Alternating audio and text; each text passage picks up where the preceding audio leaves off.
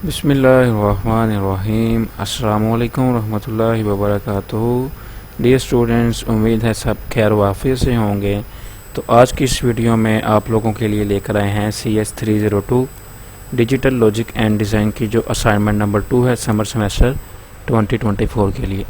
तो जो हमारी असाइनमेंट है ये कल ही ओपन हुई है और इसकी जो लास्ट डेट है वो 20 दिसंबर है।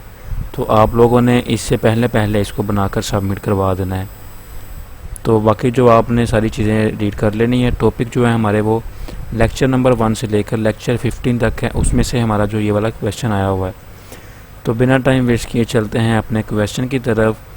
हमें एक ही क्वेश्चन गिवन है, 20 मार्क्स का वो क्वेश्चन है। क्वेश्चन ये है कि consider the below given 4 variable canonical sum. हमारे पास एक 4 वेरिएबल इक्वेशन है, ये सिग्मा है, इसका मतलब होता है कि मिन टर्म। उसके बाद A B C D ये हमारे पास वेरिएबल्स हैं, 4 वेरिएबल्स हैं। और उसके बाद ये मिन टर्म की वैल्यू है 2, 4, 5, 6 और 12। उसके बाद है जी with the don't care conditions. अब डोंट केयर कंडीशन हमारे पास क्या है, A B C D जो वेरिएबल है उनकी वह है 3, 13, 14 और 15। ये हमें दोनों जो इक्वेशंस है वो गिवन है। हमें वो क्या कह रहे हैं कि simplify the given Boolean expression using the K map simplification method, कि हमने इस इक्वेशन को सिंप्लीफाई करना है by using Karnaugh map simplification method. उसके बाद एक नोट है जी, please consider the don't care condition and perform all steps of this method. In case of missing steps marks will be deducted. वो कह रहे हैं कि आपने डोंट केयर कंडीशन है इसको भी माइंड में रखना है। उसके बाद जो आपने इसके ऑल स्टेप है वो परफॉर्म करने हैं। अगर आप कोई स्टेप मिस कर देंगे तो आपके जो मार्क्स है वो कटिंग हो जाएंगे, फुल मार्क्स नहीं मिलेंगे फिर आपको। तो चलते हैं अपने सोल्यूशन की तरफ।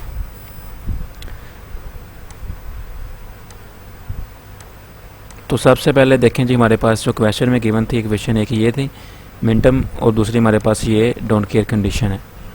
अब हमने सिंप्लीफाई करना है बाय यूजिंग कार्नग मैप। अब सबसे पहले ये वाला जो हमारे पास पहला टेबल है ये के मैप की समझने के बेस है, सिंप्लीफिकेशन मेथड है उसका।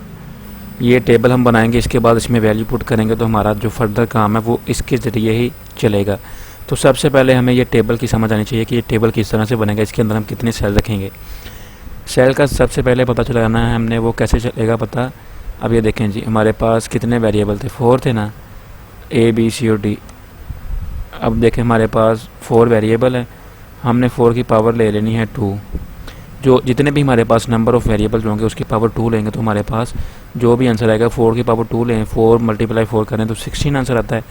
अब हमने इसके अंदर 16 सेल्स बना लेने हैं। ये हमारे जो 16 सेल हैं यहाँ से लेके यहाँ तक। अब जो कॉलम पहला होगा उसके अंदर हमने A B और C D लिखना है। अब नीचे यहाँ पे वैल्यू आएंगी और यहाँ पे भी वैल्यू आएंगी, रो वाइज भी और कॉलम वाइज भी। अब सबसे पहले हम 0 0 लिखेंगे, फिर 0 1, उसके बाद 1 0 आना चाहिए। लेकिन के मैप के अंदर हम क्या करते हैं, जो हमारी थर्ड लाइन होती है ना हम उसको 4 लाइन में लिखते हैं और 4 वाले को हम ले जाते हैं थर्ड में, वो वहाँ पे लिखते हैं। अब इसी तरह से हम करेंगे 0 0 0 1 1 1 और 1 0 उसको लास्ट पे। इसी तरह हम रो में करेंगे 0 0 0 1 1 1 और 1 0। ठीक है, इतना आप लोगों को समझ आ गया होगा।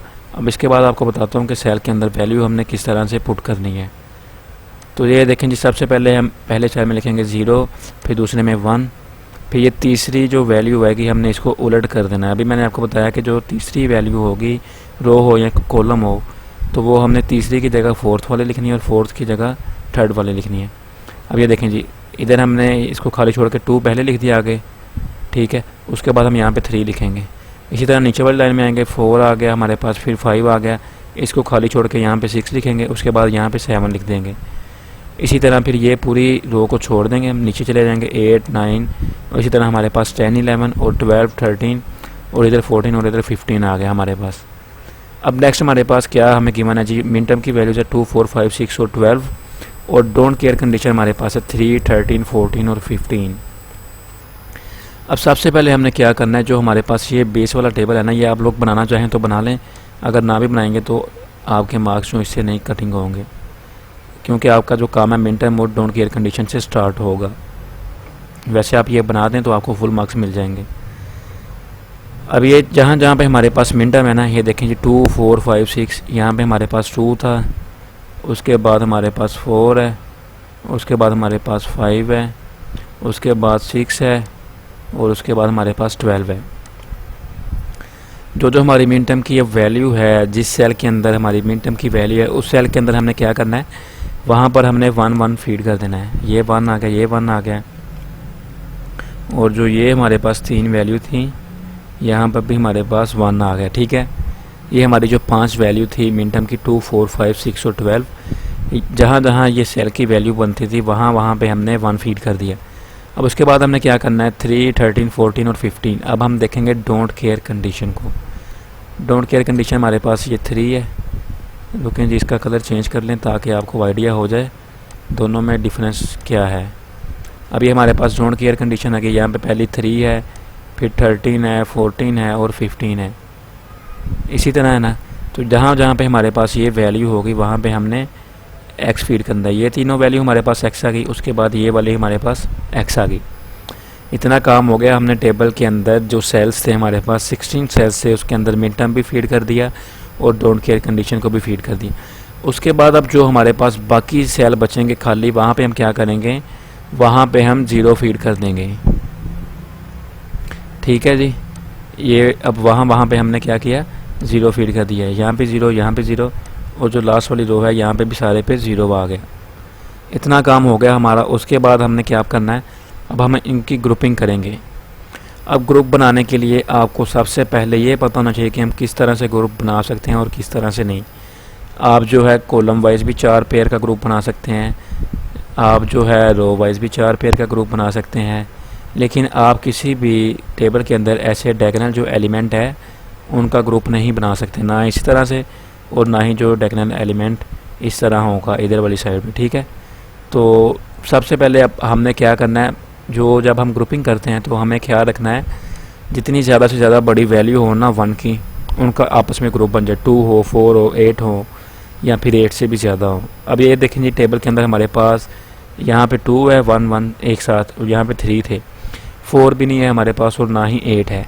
लेकिन अगर हमारे पास 3 हो या 7 का पेयर बन रहा हो तो हम 8वीं वैल्यू को मिलाने के लिए अगर वहाँ पे हमारे पास x भी आ रहा हो ना, तो हम उसका पूरे का ग्रुप बना देते हैं। जैसे हमने यहाँ पे ग्रुप बना दिया, 3 हमारे पास 1 आ रहे थे और एक दफ़ा हमारे पास x आ रहा था। ठीक है, ये हमारा बन गया ग्रुप 1 4 सेल का। ठीक है, इसके अंदर हमारी कौन कौन सी वैल्यू थी मिन टर्म की, ये जो मिन टर्म की वैल्यू हमारी वही है 4 5 12 और 13। ये देखेंगे ना, हमारे जो 4 सेल थे कौन कौन से थे, 4 5 12 और 13। अब इधर आके देखें जी, 4 5 12 और 13, ये 4 है। इन चारों का हमने ग्रुप बना लिया, तो ये हमारे पास ग्रुप बन गया। ये पोजीशन आ गई इसकी 4 5 12 और 13। अब इसके हम सिंप्लीफाइड एक्सप्रेशन को किस तरह से निकालेंगे, अब ये हमारा आ गया सिंप्लीफाइड एक्सप्रेशन हमने निकालना है, हम वो किस तरह से निकाल लेंगे। अब ये देखें जी, हमारे पास जिस ये 2 है जो हमारे पास रोज़ है, और ये जो 2 है ये कॉलम है जिनके अंदर हमारा ये ग्रुप बन रहा है। सबसे पहले देखें जी, ए है, कॉलम वाइज चल रहा है, ए की वैल्यू यहाँ पे 0 है, यहाँ पे 1 है, ये चेंज हो रही है, ये हमारे पास एक्सप्रेशन में नहीं है। उसके बाद सेकंड वैल्यू बी की है, ये 1 है और 1 है, तो 1 1 है, इसका मतलब बी हमारे पास आएगा, यहाँ पे बी आएगा हमारे पास।